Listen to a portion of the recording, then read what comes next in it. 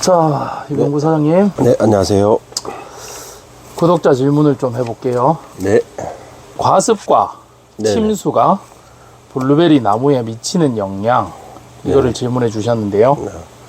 저희가 이번에 침수 피해도 있고 하니까. 네네, 아마 궁금하신 분들이 구독자분들이, 있더라고요. 예, 그리고 특히 뭐 궁금해하시는 여름철에는 이런 게 많잖아요. 과습이랑 침수가 비슷한 것 같으면서 좀 다를까요? 비슷하다라고 보이는데, 과습 같은 경우는, 대부분 인위적으로 이렇게 농가분들이 물을 여름에 가물다고 해서 많이 주셔가지고 일어나는 거는 말하는 것 같고요. 침수는 저처럼 그냥 물에 아주 그냥 푹 담긴 그런 상황을 얘기하지 않나 싶습니다. 둘 다 뭐 물로 인해서 뭐 피해를 보는 건 같고, 네네. 공통점이 있다면 뭐 둘 다 뿌리가 맛이 가는 거? 그렇죠. 세균성, 그러니까 수인성 전염병이라 그러는데, 네. 세균성 반점이라든지 아니면 역병이 이렇게 조금 많이 이렇게 번지는 그런 피해를 입게 되죠. 그러면 과습, 침수 둘 다 병이 오는 건 똑같이 오는 거죠? 네, 그렇죠. 그러면 뭐 사망하는 거는 뭐 당연히 침수가 훨씬 높겠죠. 사망률이라. 그렇죠. 그러니까 뭐 나무가 제대로 생육이 안 되고 그러므로 해서 계속 불량하게 성장이 되다가 결국 외부 스트레스에 인해서 이렇게 나무가 죽는 거는 침수 피해가 훨씬 크지 않나 싶습니다. 침수로 인해서 뭐 문제가 된다는 거는 뭐 자료가 네네. 있나요? 여러 논문들에도 이렇게 좀 나와 있고, 네. 그 다음에 저희가 블루베리 교육 받을 때도 이렇게 배우긴 하는데, 뭐, 침수 같은 경우는, 한 2, 3일 정도 지나면 그때부터 기공이 폐쇄되고, 그러니까 뿌리가 호흡을 못해서 산소가 부족해서, 그로 인해서 제대로 된 광합성을 못하고 생리장애가 발생을 하기 시작을 합니다. 그럼 어느 정도 시간이 지나면 죽어가는 걸 알 수 있나요? 나무 상태나 그 다음에 나무를 화분에 키우는지 토경에 키우는지, 그리고 또 그 토경에 키우더라도 배수 상태에 따라서 좀 달라질 수 있는데, 논문에 보니까 4일에서 5일 정도부터 지나면 좀 심각한 데미지를 받고, 그로 인해서 나무가 서서히 고사한다라고 이렇게 자료를 찾아봤습니다. 농장이 지금 침수 피해 받은 지 3주 됐잖아요. 그렇죠. 7월 17일부터니까 7월 17일부터 21일까지 총 한 109시간 정도 이렇게 침수 피해를 받더라고요. 그러면 지금 3주가 지난 현재 오늘이 8월 11일이죠? 네, 맞습니다. 오늘 기준으로 봤을 때 네. 뭐 나무 상태가 어떤가요? 논문과 뭐 차이가 없나요? 논문보다 오히려 좀 더 심각한 것 같고요. 제가 봤을 때는 특히 뿌리 발달이 덜 돼 있던 유목이나 묘목은 좀 피해가 더 심한 것 같고, 나무가 이미 많이 좀 죽어 있고요. 그 다음에 성목도 한 나무씩 이렇게 뭐 나중에 농장 영상을 보시면 알겠지만 이렇게 제대로 된 진녹색의 그런 잎이 아니고 점점 뭐라고 해야 될까, 질소 부족이라든지 아니면 그 pH가 안 맞아서 철결핍이 일어나는 것처럼 황엽화 현상도 일어나고요. 그 다음에 잎도 갈변화가 계속되면서 나무가 상태가 점점 더 안 좋아져 가는 것 같습니다. 시간이 지날수록 개선이 되기가 쉽지는 않은 거죠? 뭐 제 나름대로는 살균제 처리도 하고, 화분이 넘어져가지고 토사물에 담겨져 있던 거를 최대한 씻어낸다고 씻어냈는데, 복구가 좀 제대로 안 되는 것 같아서 마음이 안 좋긴 합니다. 그럼 이게 아까 논문과 같은 맥락인데 네네. 결국에는 이게 어떤 살균제나 살충제 그리고 뭐 어떤 비료를 투입해도 네네. 뿌리에서 지금 흡수할 수 있는 그 양이 작다는 거죠. 뿌리 제 기능을 못 한다는 그렇죠. 뿌리가 거죠. 제 기능을 못 하니까 아무래도 뿌리에 힘이 활력이 떨어져 있다 보니까 물을 주고 비료를 줘도 제대로 못 빨아들이고, 그 다음에 위쪽으로 이렇게 잎을 통해서 하려고 해도 기공이 닫혀 있으니까 제대로 된 이런 뭐 생육이 안 되는 것 같아요. 사실 지금쯤이면 이 정도로 비가 어느 정도 오고 온도도 이제 한여름 온도보다 좀 떨어져 있는 상황이면 듀크 같은 경우는 물만 줘도 막 신초가 터져가지고 3차 성장이 막 활발하게 일어나고 내년에 쓸 결과지를 이렇게 만들어내야 되는 상황인데, 그렇게 생육을 보이는 나무들이 거진 안 보여서 나무가 살아 있다고는 보이긴 하는데, 내년에 이제 결실이 좀 걱정되는 상황입니다. 그럼 지금 신초가 일단은 터지고는 있나요? 일부 열매를 안 단 가지에서는 조금 터지긴 하는데, 원래대로라면 지금은 나무가 진한 녹색의 네. 상태에서 위에 신초 터진 애들은 연녹색으로 해서 나무가 굉장히 뭐라고 해야 되나, 힘이 넘쳐 보여야 되는데, 지금은 겨우겨우 좀 숨만 붙어 있는 그런 모습으로밖에는 자태는 안 보이네요. 저거는 축적된 영양분이 네네. 신초를 터뜨린 거라 볼 수 있겠죠. 지금 영양분 투입으로 된 게 아니라. 그나마 뿌리가 뭐 조금 원래 튼튼했던 나무들. 원래 튼튼했던 나무들은 버티는 것 같은데, 조금이라도 약했거나 그 다음에 침수에 오래 노출이 되어 있던 나무들은 쉽지 않아 보입니다. 묘목을 봐도 네네. 색이 녹색이 거의 없어요. 지금 네네. 뭐 단풍 피기 직전 같은 모습? 네네. 저희가 앉아서 봐도 뭐 그런 모습이 보이네요. 최대한 씻어내고 물도 정상적으로 주고 있고, 그 다음에 관주로도 비료를 이렇게 계속 주고, 뭐 살충 살균 처리를 해가지고 뭐 사람이 할 수 있는 일은 최선을 다해서 한 것 같은데, 상태가 안 좋아서 좀 많이 걱정됩니다. 지금 회복이 뭐 되더라도 뭐 완벽하게 될 수는 없는 거고, 네네. 일단 지금 죽어가는 나무들도 보이는데, 죽을 애들은 뭐 죽은 뒤에 이제 판단할 수 있는 거죠. 그렇죠. 시간이 좀 더 걸려야 될 것 같습니다. 그럼 과습 부분은 네네. 침수만큼 뭐 나무가 많이 죽진 않겠죠. 개선될 여지가 있나요? 예.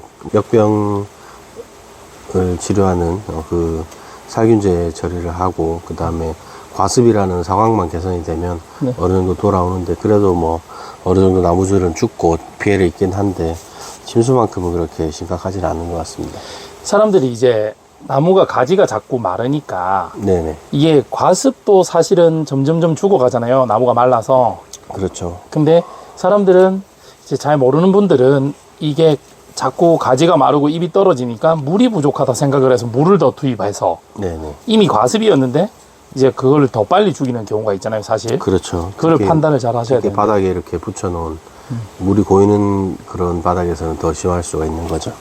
과습이 만약에 걸려서 나무가 좀 시름시름 한다면 네네. 충분한 물을 줬다. 뭐 물을 안 줬는데도 뭐 나무가 마르고 그러면 다른 병이라든지 있겠지만, 네네. 충분한 물을 줬는데 나무가 마르고 이러면 과습일 가능성이 많잖아요. 지금 그렇죠. 이 날씨는. 잎에 붉은 반점이 생긴다 그러면 과습을 일단 의심을 제일 먼저 많이 해봐야 되고요. 제일 정확하기로는 각 도의 농업기술원 혹은 농업기술센터에 그 죽은 나무를 혹은 상태가 안 좋은 나무들을 이렇게 벽해충 센터 같은 데 이렇게 맡기면 정확한 진단 결과를 좀 얻을 수 과습도 있어서. 진단이 나오나요? 네네, 가능합니다.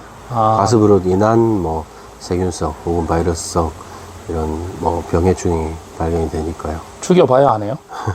과습일 때는 예방할 수 있는 거는 물을 잠깐 끊어야 되나요? 물을 그렇다고 해서 또 말려버리면 이 날씨에 건조 피해가 오게 되고요. 적당한 수분, 그러니까 사실 제일 어려운 말이긴 하는데, 네. 저도 물을 얼마큼 얼마나 많이 줘야 되나요? 라고 여쭤보시는 질문이 제일 어렵거든요. 그거는 나무의 품종에 따라서도 다르고, 네. 농장을 조성을 어떻게 했는지, 같은 또 화분 재배라고 하더라도 그 밑에, 화분 밑에 뭔가를 받쳐 놓거나 화분에 굽이 있어서 공중에 떠 있는 상황인지, 아니면 바닥에 붙어 있는 차광막이나 카페트 화분 재질로 되어 있는 백인 건지, 이런 거에 따라서 다 다르기 때문에 이게 과습이냐 아니냐, 건조냐 아니냐는 사실 농장주가 제일 정확하게 판단을 해야 되고, 뭐 그게 시각적으로 혹은 자기 체험적으로 경험에 의해서 제대로 된 판단이 불가능하다 그러면 텐시오메터라고 또 수분 장력을 측정하는 그런 기계가 있는데, 그런 기계에 도움 받는 것도 괜찮다고 생각합니다. 결국에는 근데 이제 대형 농장은 가능한데, 어느 정도 규모가 되는 농장들은 네네. 이제 가정에서 몇나무 안 키우시는 분들은 네네. 사실은 과습인지 모르고 자꾸 물 주다가 더 죽이는 경우가 많잖아요. 그럴 수도 있죠. 뭐 또 취미농 하시는 분들은 여름에 또 휴가철에 여행 갔다 오셔가지고 한 일주일 농장 비우고 있으면 나무가 많이 말라 있을 거고, 그걸 또 물을 과하게 주면 약해져 있는 상태에서 물에 푹 담그다시피 이렇게 버리면 또 과습 피해가 올 수도 있는 거죠. 그럼 확률 부분으로 따지면 죽을 확률, 아까 그 저희가 말했던 논문이라든지 농업진흥청 자료였나요? 농업기술원 자료? 네네. 그 자료들에 보면 그거를 좀 대입을 해보면 한 100그루의 나무가 있다. 네. 그러면 침수랑 과습이 죽는 비율로 보면 어느 정도 될까요? 사장님의 경험을 거기에다 붙이면. 비율은 정확하게는 판단이 안 되는데 이게 침수 기간, 네네. 침수 시간과 그 다음에 뭐 품종적인 특성 혹은 또 용토 배합 비율 그리고 이번에 저 같은 경우 특히 또 그 토사물이 많이 쏟아져 들어와 가지고 배수가 좀 더 제한이 되는 게 있어서 걱정이 많이 되는데 못해도 올해가 가기 전에 최소한 20-30%는 나무가 죽을 것 같고요. 내년에 재기능을 하는 나무는 그렇게 좀 재기능을 해서 꽃을 피고 열매를 달 수 있는 정상적으로 수확할 수 있는 나무는 거의 없다라고 저는 생각이 되고 있습니다. 그러네요. 그 논문과 사장님의 경험을 대입한 거네요. 네네 그렇습니다. 그럼 과습 피해 나무가 네. 100주를 100%로 봤을 때는 네. 나무가 죽는 비율이 어느 정도 될까요? 5% 내외 정도 되지 않을까. 과습은 생각보다는 많이 안 되네요. 네네. 개선만 시키면 살아날 확률이 높은 거죠. 네네. 근데 또 수분에 또 민감한 품종들은 또 쉽게 뿌리가 상해서 이렇게 갈 수도 있으니까 그런 역병 민감성이라 해야 되나 뿌리 역병에 대한 민감성에 따라서 특히 하우스 재배하시는 신칠라 같은 경우는 뿌리 역병에 또 굉장히 민감해서 그런 부분은 자기가 키우는 품종에 따라서 그럴 수도 있으니까 좀 잘 챙겨보시는 게 좋을 것 같습니다. 그러면 아무래도 과습으로 인해서 무슨 병이 생기면 그거는 이제 살균제로 예방이 되는 부분이네요. 살균제로 예방을 하면 제일 좋고요. 네네. 치료 어느 정도 치료도 가능하네요. 치료를 해야 되지 않을까 싶습니다. 침수는 살균제 투입을 해도 그것도 병적인 부분은 약간은 개선이 될 수 있겠네요. 개선이 될 수는 있는데 이미 뿌리 기능이 이렇게 뭐 쉽게 얘기해서 기능이 제 기능을 못한다로 제 역할을 못한다 그러면 나무의 생육에 좀 심각한 데미지를 받고 생육이 제대로 안 되면 겨울을 대비해서 가지 경화라든지 이런 부분도 문제가 생길 수 있는 거죠. 그러면 결국에는 맥락은 네네. 이제 수분으로 의한 피해니까 네네. 예를 들어서 과습이 생기면 뿌리 기능이 20% 상실이 되면 네네. 침수가 되면 뿌리 기능이 50% 상실이 된다 이런 거죠. 뭐 정확한 수치를 말씀드리기 힘들겠지만 예를 들어서 네, 예를 들어는 그 정도 되지 않을까 그렇죠. 싶습니다. 뿌리의 기능이 점점 맛이 가는 그 차이인 거죠. 네네 맞습니다. 수분으로 인해서 그 블루베리가 크고 있는 토양 혹은 용토의 산소 농도가 떨어진다는 거죠.